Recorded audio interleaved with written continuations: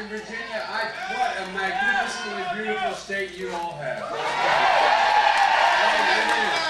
It's an incredible state. Marjorie, thank you for your introduction. What a lovely, lovely lady. I tell you what, man. If I had more teachers like Marjorie, I could have done better. Thank you for the nice comments about my Jill. About Jill. I am Jill's husband, Joe Biden. As everyone after the convention has come to understand. I represented Delaware all those years in the United States Senate since I was a 29-year-old kid. There's certain people that you work with in the Congress that you know you can always rely on. You know who always will have your back, and you know they're always going to stand up. And stand up for the principles they believe in, even when it's not politically wise sometimes to do it. And by the way, for those folks who say we can't get on together these days because of political division, I sat next to Strom Thurmond and became friends with Strom Thurmond. Together we passed the crime bill. Together we passed the Violence Against Women Act. Together we extended the Voting Rights Act. So don't tell me you can't work with people. Ladies and gentlemen, speaking of the good of the nation, it's a genuine honor, and I mean a genuine honor, to have shared this platform today with a true hero. A man who fought hard to be able to fight hard for his country in the air. Ladies and gentlemen, let's give another applause to Colonel Ted.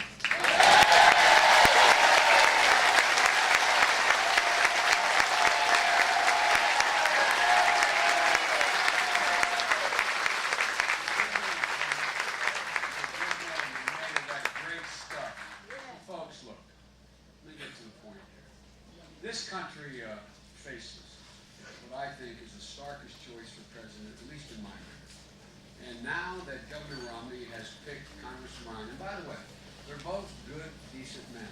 They're good family men, they're good husbands. No, we fundamentally disagree with them.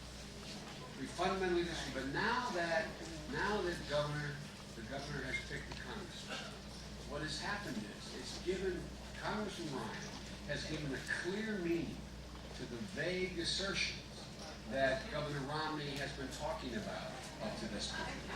It's almost like two incumbents running. I'm being very earnest here, folks. Look, the Ryan budget, as Bobby Scott and every congressman can tell you, Democrat and Republican, has already passed through the House of Representatives with all the Republicans voting for it. So you don't have to wonder what Governor Romney is trying to give the nation. Just look at what the Ryan budget is and already been passed. It blocked in the Senate, and we would not let it pass. But you don't have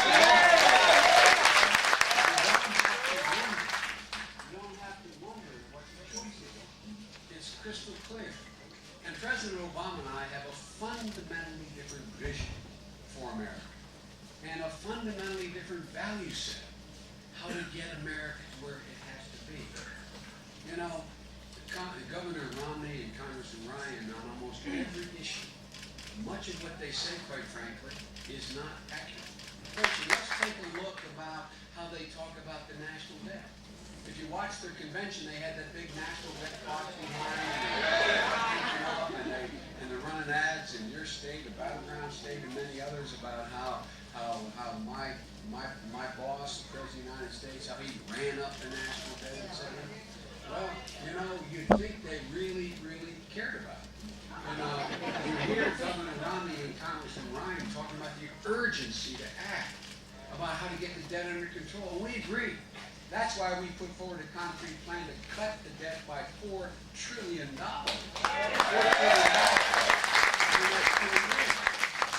That's what they say. They say it's our fault. But let's look at what they don't tell you. For the previous 8 years, all the policies that Congressman Ryan voted for, and Governor Romney said he supported, all those policies in a mere 8 years, they doubled the national debt. They doubled the national debt from what they inherited in 2001. And on the first day, the president sat in the Oval Office behind that magnificent desk, the resolute, he was handed a bill, figuratively. The economic team came in for a briefing and said, the deficit for this year, that you can do nothing about, Mr. President, because they already passed the budget, is going to be increased by $1 trillion. What Congressman Ryan didn't tell you when he raised this, he didn't tell you that he sat on the Simpson-Bowles Commission that came up with a plan to cut the debt by $4 trillion, like ours did, different way of doing it, not exact same way, by $4 trillion over the next 10 years. And the way that was supposed to work was whatever plan they voted for, it would be sent to the United States Senate and House to be voted on. That was a requirement under the commission. But because he voted no, they wouldn't even let it go to the Congress to have a vote. He and three of his Republican colleagues blocked. This guy is so concerned about the national debt. Wouldn't even let the Congress vote on that proposal. Ladies and gentlemen, what they don't tell you is, and this is the fact, they have rejected every effort to reduce the national debt, if that effort required even $1, one dime in additional revenue coming from people making more than $1 million. We do not think it creates a culture of dependency when a 79-year-old widow living alone has access to her Medicare and Social Security just to keep her scraping by. We don't think it is a culture of dependency when a 27-year-old couple with a couple kids gets a child care tax credit to make sure they can keep their kid in a daycare center that's safe while they work 3 jobs.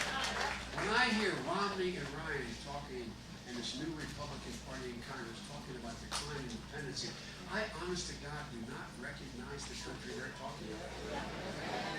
And ladies and gentlemen, I've got news for Governor Romney and Congressman Ryan. Gentlemen, it has never